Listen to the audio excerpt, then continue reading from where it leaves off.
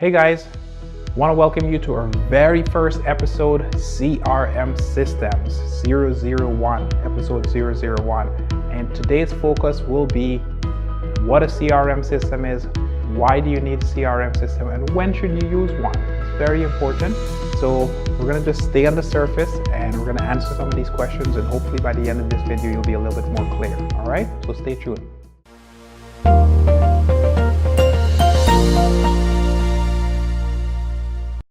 Okay, so what is a CRM system? Well, for starters, I'm going to dive a little bit more deeper into CRM systems at a later date. Today we're just going to scratch the surface, but in order for us to understand what a CRM system is, we're going to do a little bit of a history lesson here for you, okay? So we're going to start by going back in time, and back in the day, there was this thing we call, well, a filing cabinet. That's right, that's a filing cabinet. And filing cabinets were used to organize information. I'm sure you have one in your office right now, but filing cabinet, you pull it out, you pull in the contact information or the company information, you organize it by alphabetical order or whatever process you have to organize your file. This is what you would normally use, okay? And then, you're sitting at your desk in your office, and to get up and walk across to the filing cabinet is a little bit tedious. So you might have one of these on your desk. And again, you're gonna have to excuse the drawing, okay? But you might have one of these on your desk. Rolodex card. Anybody remember one of those? Right? You probably still got one. But Rolodex card. So back in the day, this is what we used to use in order to keep track of information, and this was great. All right, helps us to keep organized. We got a company information inside of here. We got a contact information inside of here. And at the end of the day, all we were doing basically is just making calls to our customers or our clients or a prospect. And we want to be able to just jump on the phone, enter their phone number, and make that call. And so we'd use these details for it. Okay? And this worked perfectly fine for generations. No issues there. All right. Okay, so I'm going to walk you through a bit of a scenario so you can understand how CRM systems translate into this sort of scenario. So let's say we have, I don't know, let's give him a name, John Smith. All right, I'm going to try to be generic with my name in here, John Smith. For those who are John Smiths out there, I do apologize.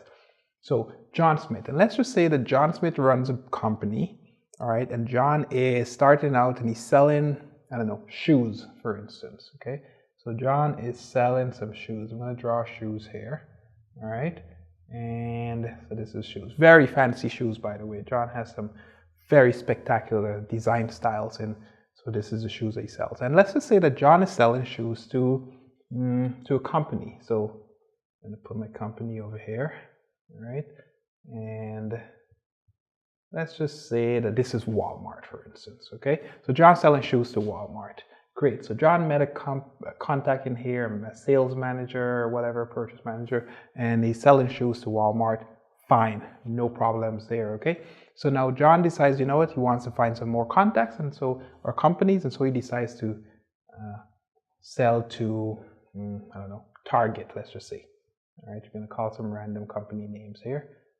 And by the way, I'm not affiliated with any of these companies. I'm not even promoting them right now. We're just calling some random company names. Okay.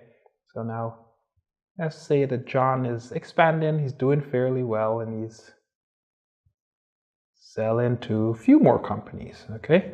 Whatever this company A, company B, company C. All right. Doesn't matter. All right. John's doing good. All right. So fast forward a little bit. All right. Instead of me drawing companies, what I'm going to do is I'm going to put some numbers here. So let's just say that John has 5 companies that he's basically selling to, and these guys are ordering 10-15 products a day, no problem, shoes a day. And let's say that John is getting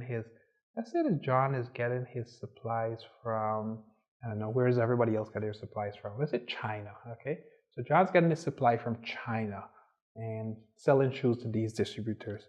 Perfectly fine. He has 5 customers, not a problem. He's able to use a filing cabinet. He's able to use a Rolodex card to keep track of the contacts and make the calls and communicate with them. And just to kind of keep things a little organized, he also has a book. that he used to keep track of some of the information that he, what conversation he had with each one of them. All right. So this is perfectly fine, and this is how systems for the most part works. All right. Now fast forward a little bit more into the digital layer, because you might say, you know what, who the hell uses this process right now and put a book? All right. So maybe we use computers.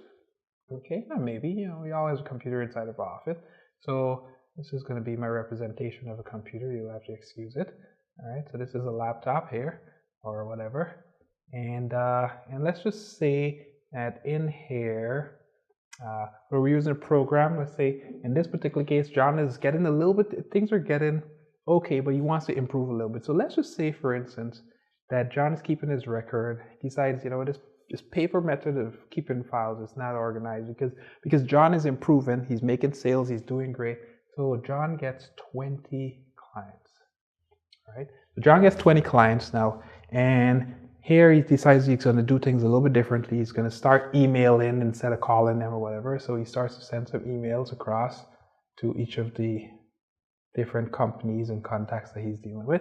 All right, so there's emails here. So now you got to think, because he's selling to these guys, they're sending paperwork back and forth. So John, you know, the purchase order, there's paperwork, whatever, back and forth. So he's using the computer to keep track of every single thing here. And then let's just say that John scales up a little bit more. All right, it gets to 100 customers, 100 customers, because John is doing amazing. John is really making sales. He's doing great.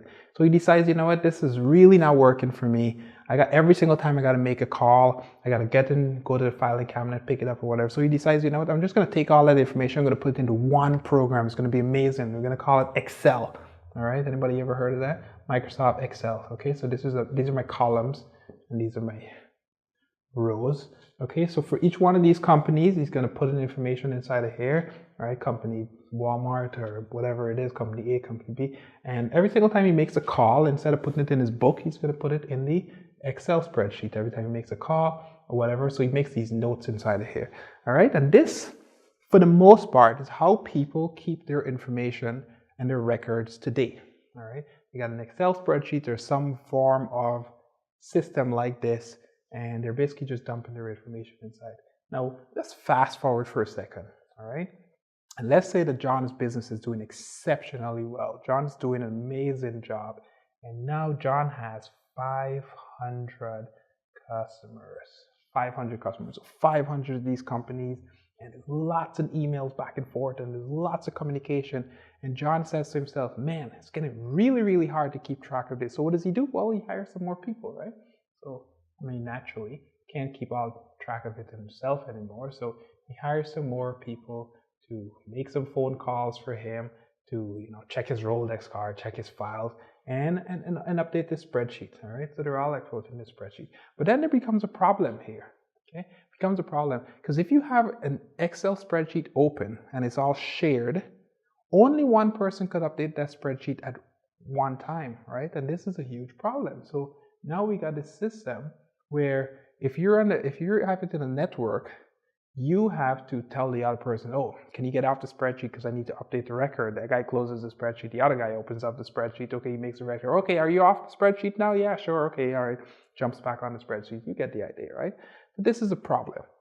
So with 500 customers, not only is that an issue, the second thing that's happening here is with 500 customers, there's so many emails back and forth between John and his contacts that he's dealing for these companies, that for every single company he has to keep massive amounts of records. So now this is getting crazy, right? Like, if every single time he keeps entering information, now you got this massive, huge spreadsheet, like way off the screen in terms of like the amount of data that you're keeping. And this spreadsheet is huge for all the communications. And so this becomes a nightmare. And John's like, man, it's got to be a better process. It's got to be a better way to do this. And this is where CRM systems come into play. So what is a CRM system? Well, CRM system basically tries to replace this. Now I say try because there's a little bit of caveats there, but for the most part, the CRM replaces this system and puts it into one. So we're going to use a reference here to explain what a CRM system is. And we're going to pretend that this is Google. All right. So think of CRM system like Google. So you got a search box when you're going to Google. And what do you do with Google? You enter a keyword or you enter a search term. All right. So in this particular case, instead of entering a keyword, you enter a contact. or a company. So you enter, Peter inside of here, Peter's information shows up. You enter company information shows up inside of this box. All right. And the CRM system is able to give you all the relevant information that's needed so that you could communicate with this. Now, what else can you do with the CRM system? Well, for one, you could add your notes. Yes, all right. You could add your notes in the CRM system so you can keep track of all the different communication notes that you need to keep up with. So when you search for Peter, you see all of Peter's notes. What else can you put inside the CRM system? Well, you could track calls. LLS.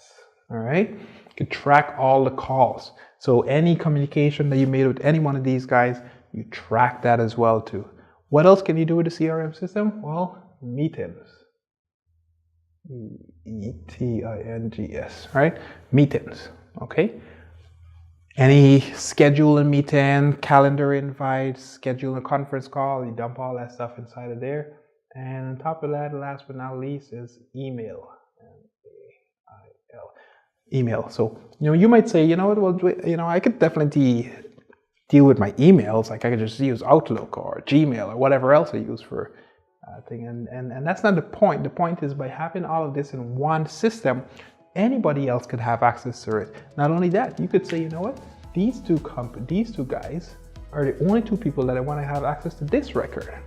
All right. So these guys have access to only company A, company B, while this guy has access to every single thing in the system. So you could start giving more granular control as to who has access to what information.